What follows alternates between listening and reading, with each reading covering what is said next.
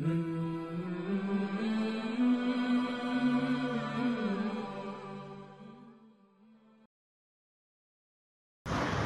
باللہ من الشیطان الرجیم بسم اللہ الرحمن الرحیم وَإِذْ قَالَ مُوسَى لِفَتَاهُ لَا أَبْرَحُ حَتَّى أَبْلُغَ مَجْمَعَ الْبَحْرَيْنِ أَوْ أَمْضِيَ حُقُبًا فَلَمَّا بَلَغَا مَجْمَعَ بَيْنِهِمَا نَسِيَا حُوتَهُمَا فَاتَّخَذَ سَبِيلَهُ فِي الْبَحْرِ سَرَبًا فَلَمَّا جَاوَزَا قَالَ لِفَتَاهُ آتِنَا غَدَاءَنَا لَقَدْ لَقِينَا مِن سَفَرِنَا هَذَا نَصَبًا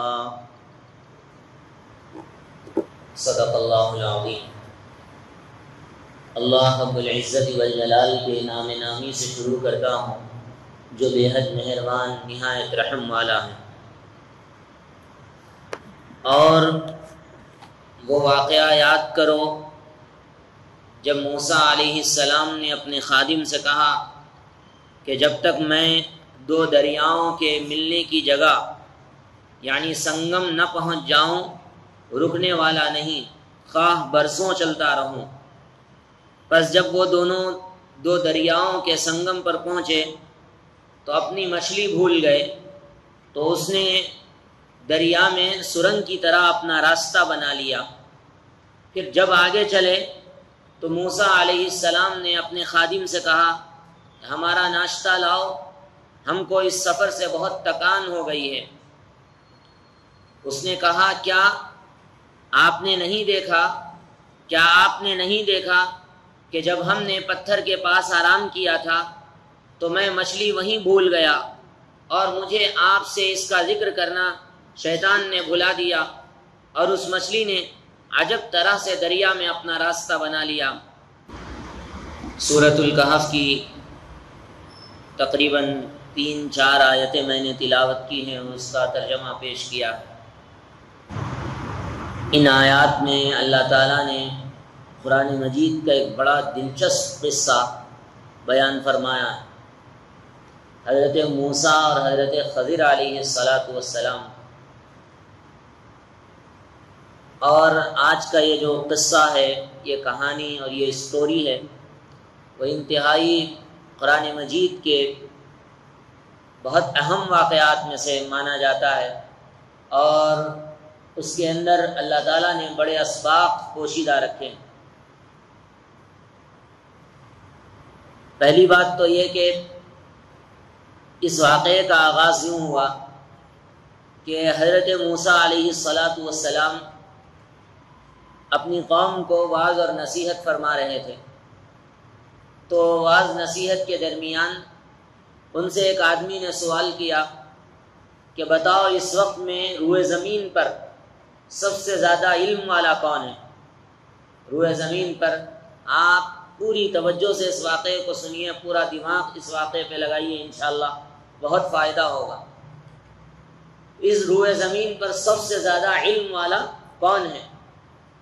تو نبی، اس وقت کا نبی سب سے زیادہ علم والا ہوتا ہے، یہ بات طے ہے۔ سب سے زیادہ علم والا کون ہوتا ہے؟ اس وقت کا نبی۔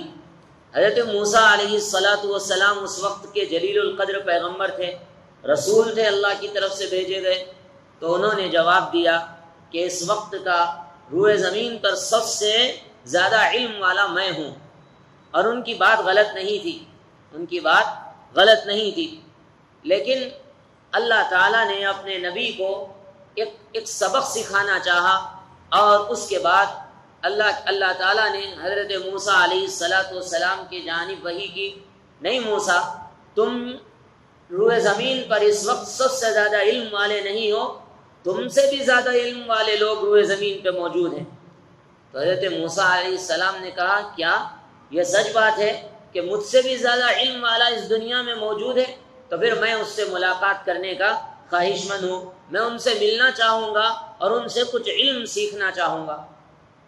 اللہ تعالیٰ نے فرمایا ٹھیک ہے، تمہاری ملاقات کرا دی جائے گی، اب تمہارے لیے علامت یہ ہے کہ تم مچھلی جو ہے لے کے سفر پہ نکلنا۔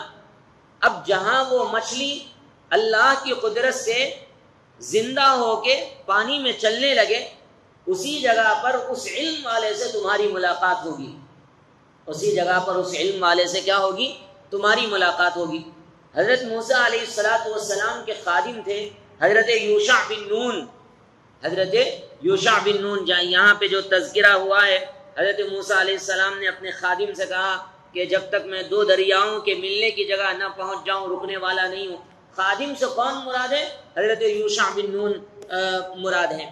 تو ان سے کہا کہ دیکھو ہم لوگ دونوں مل کر چلیں گے، اور راہ میں توشے کے طور پہ مچھلی انہوں نے سفر کے طور پہ کھانے کے طور پہ رکھ لی، اور یہ کہا کہ یہ مچھلی جہاں زندہ ہو کے دریا میں اپنا راستہ بنا لے گی وہاں پہ حضرت خضر علیہ السلام سے، ابھی معلوم نہیں ہے کون ہے وہ، اس شخصیت سے ملاقات ہوگی۔ تو اب وہ دونوں چلے، دو دریاؤں کا سنگم، دو دریا مل رہے تھے، اس جگہ پر ٹھہر گئے، بہت تھک گئے تھے دونوں چلتے، اب رک رہے بھی نہیں۔ حضرت موسیٰ علیہ السلام نے کہا کہ بھائی میں تو جب تک دو دریاؤں کے ملنے کی جگہ نہ پہنچ جاؤں میں رکنے والا نہیں ہوں، خواہ مجھے برسوں چلنا پڑے۔ حضرت موسیٰ علیہ السلام کا یہ قول تھا۔ اب وہ دونوں چلتے دونوں دریاؤں کے سنگم پہ پہنچے، تو اب وہاں پہ آرام کیا۔ آرام کرتے وہاں سے ان کے توشے سے مچھلی نکل کے دریا میں بہہ گئی۔ قرآن مجید کی آیت ہے فَاتَّخَذَ سَبِيلَهُ فِي الْبَحْرِ سَرَبًا، تو اس نے دریا میں سرنگ کی طرح اپنا راستہ بنا لیا، اس مچھلی نے سرنگ کی طرح راستہ بنا لیا اور وہ اس میں چلی گئی۔ اب پھر وہ دونوں اٹھ کے پھر وہاں سے آگے بڑھے، نہ ان کو خبر ہوئی، نہ حضرت یوشع کو تو خبر تھی کہ مچھلی نے راستہ بنا لیا، لیکن اس وقت حضرت موسیٰ آرام کر رہے تھے۔ اٹھے تو پھر دونوں چل پڑے، آگے بڑھے۔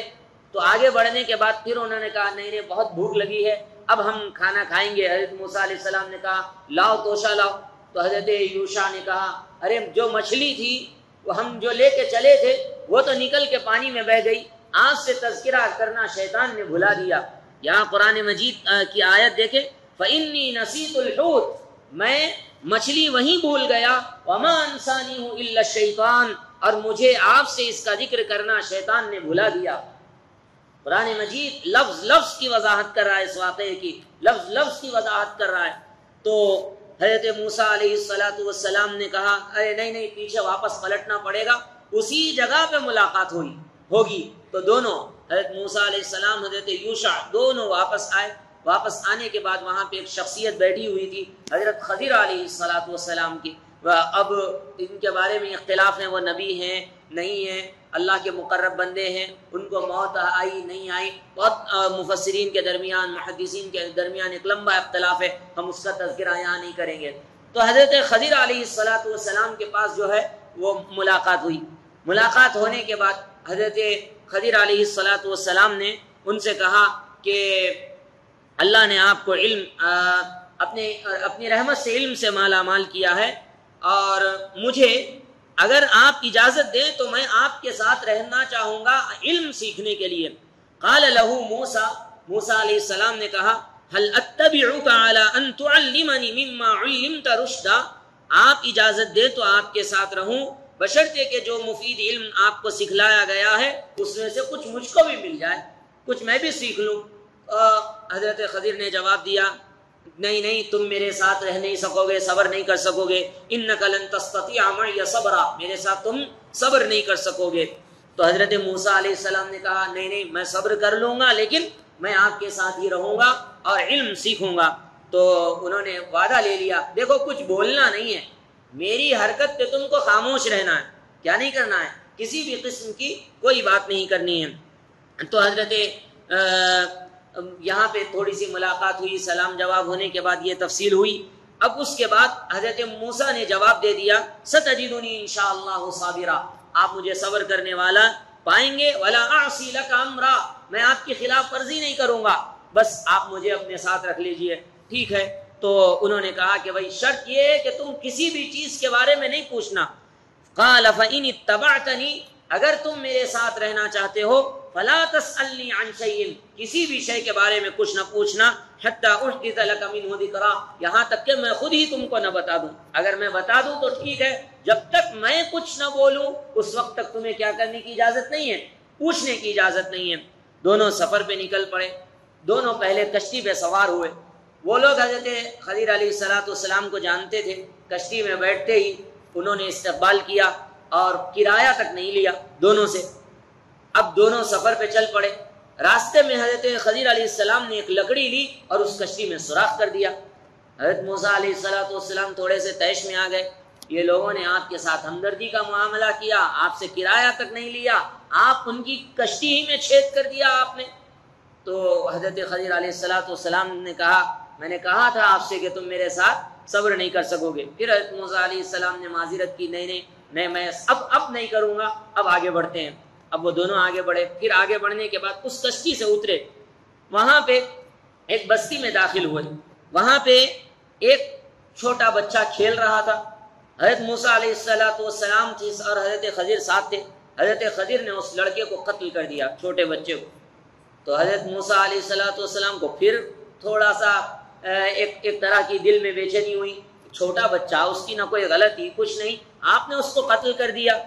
تو حضرت خضر نے کہا کہ دیکھیے پھر تم نے خلاف ورزی کی ہے. تم نے کہا تھا کہ تم سوال نہیں کرو گے, لیکن تم نے پھر کیا کر لیا, سوال کر لیا. تو پھر حضرت موسیٰ علیہ السلام نے کہا نہیں میں اب خلاف ورزی نہیں کروں گا, اب چلوں گا آگے. تو پھر دونوں آگے بڑھے. دونوں آگے بڑھنے کے بعد ایک اور بستی میں داخل ہوئے. وہ بستی والے دونوں سے بدسلوکی کر رہے ہیں. دونوں سے کیا کر رہے ہیں, بدسلوکی کر رہے ہیں, اچھائی سے پیش نہیں آ رہے اور کوئی ان کا ساتھ نہیں دے رہے ہیں.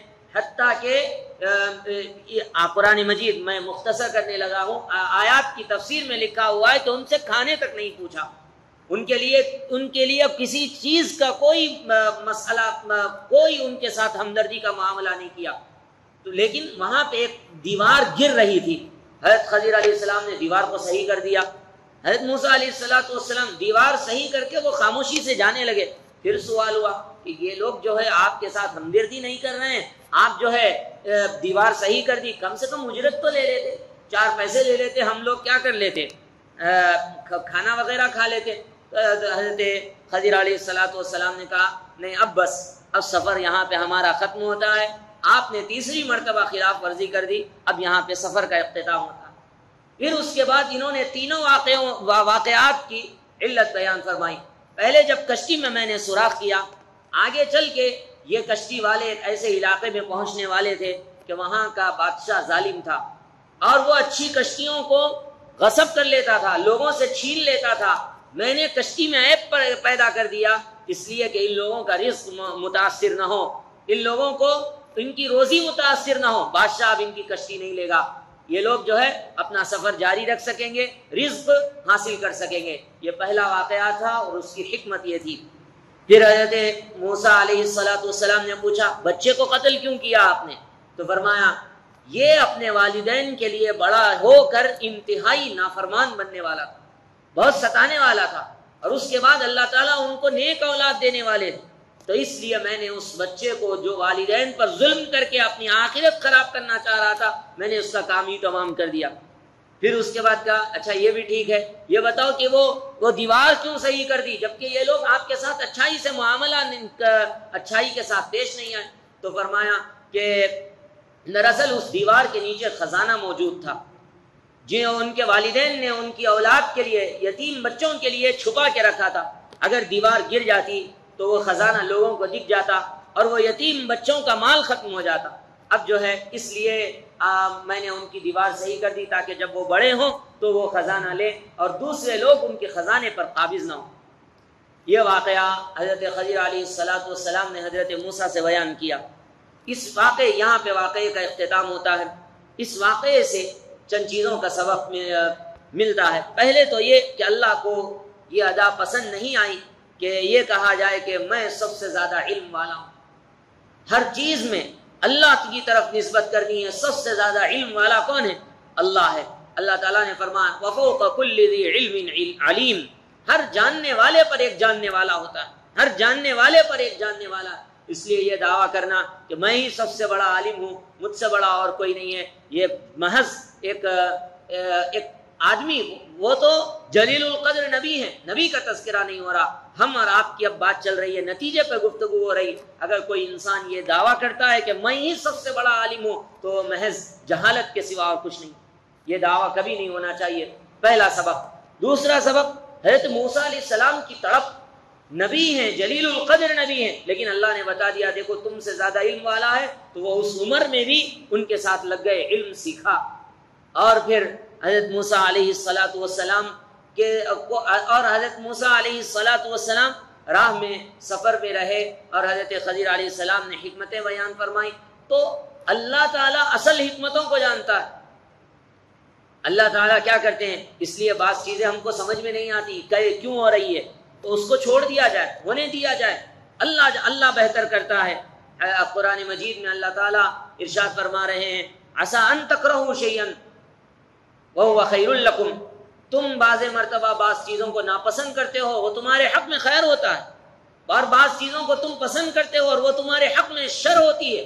وعسیٰ ان تحبوا شیئا وہو شر لکم واللہ یعلم وانتم لا تعلمون، اللہ جانتا ہے تم نہیں جانتے، اللہ جانتا ہے تم نہیں جانتے۔